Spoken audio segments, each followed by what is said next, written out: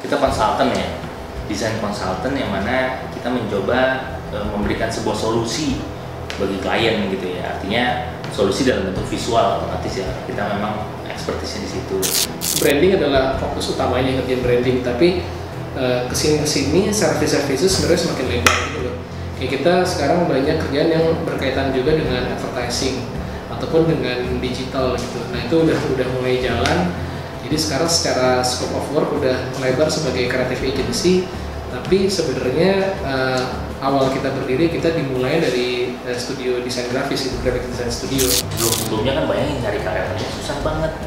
Terus udah gitu siapa yang mau ngelamar? Bukannya karyawan juga nanya, ini kalau gua kerja di Visius nih, Visius berapa tahun lagi ya ke bangkrut, ibaratnya kan kayak gitu ya. Orang kan tanya, ini akan jadi besar, apa jadi nggak ada, apa gone with the wind gitu kan? Itu kan might happen gitu. Nah menurut gua challenge-nya dari situ sih. Kita sendiri nih semua desainer grafis yang menurut gue di Indonesia gitu masih ngeliatnya ke luar negeri tetap gitu loh. Kita nggak pernah tuh original dari kita. Gue yakin sih semua desainer kayaknya pasti melihat desainer tertentu lah di luar gitu untuk jadi kiblat mereka, untuk mereka jadi berkaryanya lebih terarah gitu. Pasti gitu. Pertanyaannya basic sih. Visius tuh sebenarnya namanya nggak ada artinya gitu.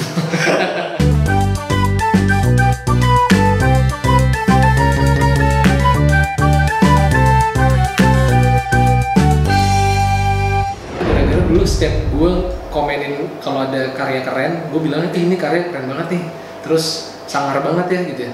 Nah ternyata pas di search di Urban Dictionary dulu, Visius tuh artinya something yang dope gitu loh. Nah cuman gue plesetin karena kalau lo bikin di website agak susah kan kalau lo pakai nama literally nulis Visius gitu, jadi pakai S. Jadi kalau tulisannya kan Visius nggak pakai C tuh, tapi pakai S gitu. Nah, gue plesetin supaya gue gampang dapat domainnya. Sesimpel itu doang sih, Nak. Jadi kayak ya udah something yang karya keren, karya yang bagus. Gue bilangnya ya itu persamaannya dengan kata si Visius itu. Visius gitu kan, Visius. Itu kan sebenarnya kalau lu jumlahin itu kan ada 7 huruf kan, which is menurut gue itu angkanya bagus. Itu input dari Dharma tuh, katanya bagus nih angkanya 7.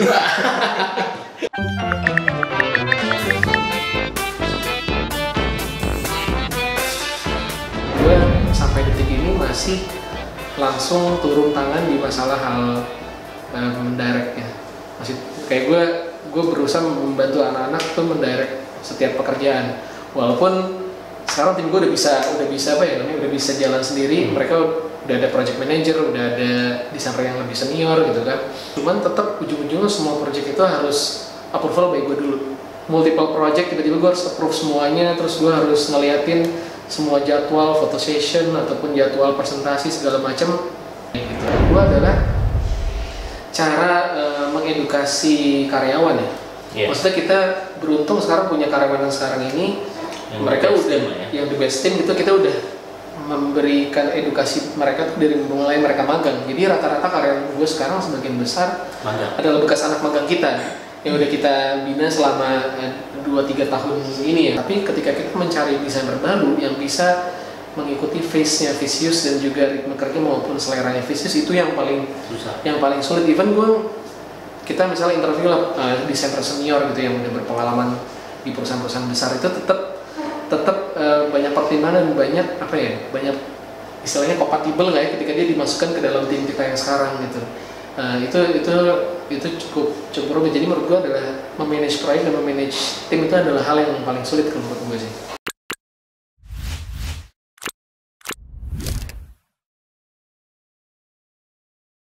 Paling ribetnya itu kalau mengenai finance itu ketika lo pertama kali jadi vendornya dia, ya kan, ngumpulin berkas, terus apalagi kalau tuh company-nya pakai sistem, kadang-kadang sistemnya error, bolak-balik, tektokan, itu aja. Tapi for the first time, tapi ketika kita udah nyemplung masuk, kita udah tahu flow-nya kan, oh harus gini-gini sistem bagaimana begini-begini, kita udah ngerti. Itu penting tuh, no, catatan tuh punya kalau ada studio baru itu pendaftaran vendor tuh cukup kompleks dan rumit dan harus ada orang yang mau capek-capek nyamperin bolak-balik sih. Iya, bayangin kadang-kadang kantor marketing di mana, nganagi duit di mana. Itu kan belum lagi sistem di sananya harus ngantri, hanya bisa hari apa aja. Itu tuh kebanyakan ya kalau menurut gua mereka tuh capek ngurusin itu. Bayangin Regi gitu suruh ngurusin begitu kan pusing, udah ngurusin desain pusing, ngurusin payment lagi yang ada meledak-meledak kan.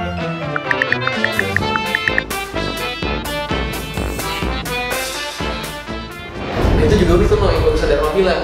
Jadi kita selama ini selalu dibilang dari mulai klien kita sampai bahkan sesama desainer ya, sesama desainer atau bahkan senior desainer kita lah bilang bahwa Visis itu punya ciri khas nih, desainnya ilustratif banget kayak gitu kan. Tapi sebenarnya dari sisi kita pun kita nggak mau mengarahkan kayak gitu ya. Kita tuh nggak pernah kayak kita tuh nggak pernah kita desain harus kayak gini nih, kita nggak pernah kayak gitu. Tapi orang menangkapnya gitu dan itu jadi marketing kita ya. Jadi menguntungkan buat kita karena klien akhirnya mudah mengidentifikasi kita cocoknya untuk mengerjakan apa loh.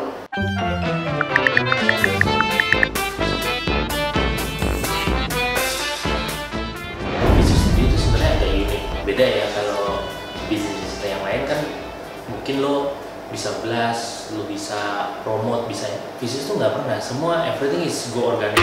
Bahkan website kita aja nggak pernah kita bayar Google, nggak pernah, Facebook, Instagram nggak pernah. Pokoknya it's very organic gitu. Jadi kita apa adanya aja, kita keren gitu. Tapi ya kita nggak usah melebih-lebihkan sesuatu lah.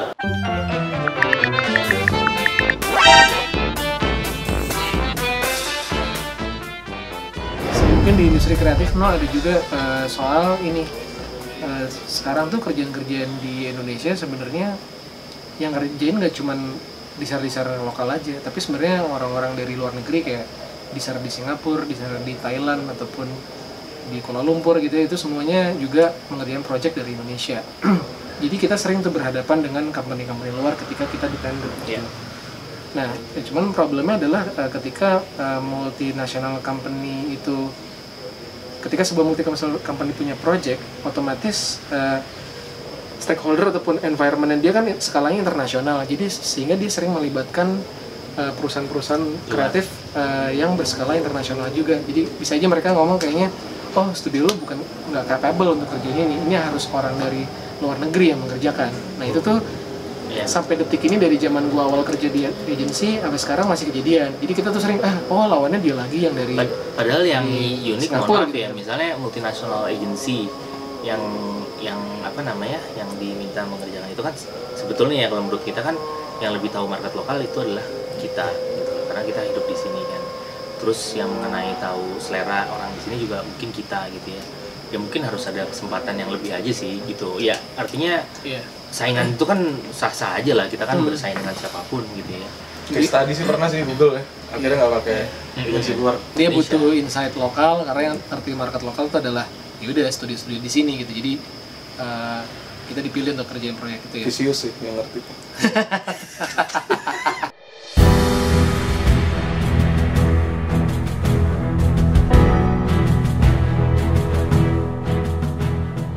Gue nggak pernah mau mikirin posisi itu gitu. Jadi gue tuh selalu berpikir tuh jangan lo mikir kalau kita nggak ada kerjaan gimana. Malah kita harusnya berpikir kalau kita banyak kerjaan apa yang harus kita lakukan. Itu bener sih gitu. Jadi angle-nya tuh beda banget ya. Justru menurut gue ketika kita dapat banyak pekerjaan tuh tantangan buat gue gimana gue harus mengatasi ini. Tapi harusnya ya lu gimana ya? Ada maksudnya kita ada pekerjaan tuh harus bersyukur sih. Jadi ketika lu ya, artinya no such thing called dead end gitu ya.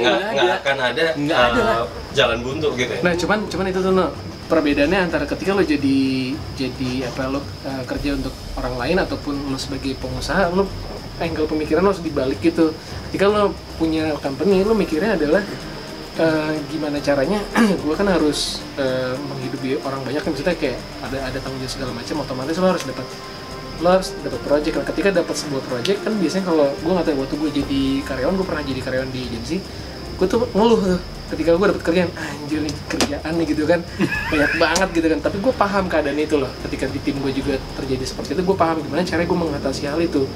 Misalnya gue nggak tahu ya kalau model tech startup gitu kan dia gede banget tuh strukturnya, lama-lama kan gede banget. Nah justru di Visis itu kita nggak mau kayak gitu. Maksudnya Visis itu membesar tapi dengan produk-produk baru di dalamnya gitu loh. Tim kita bisa jadi banyak tapi dengan adanya hal-hal baru di dalamnya gitu loh. Nah jadi secara overhead itu maintain aja gitu. Dan individu masing-masing mereka berdiri sendiri lah, nggak saling ketergantungan.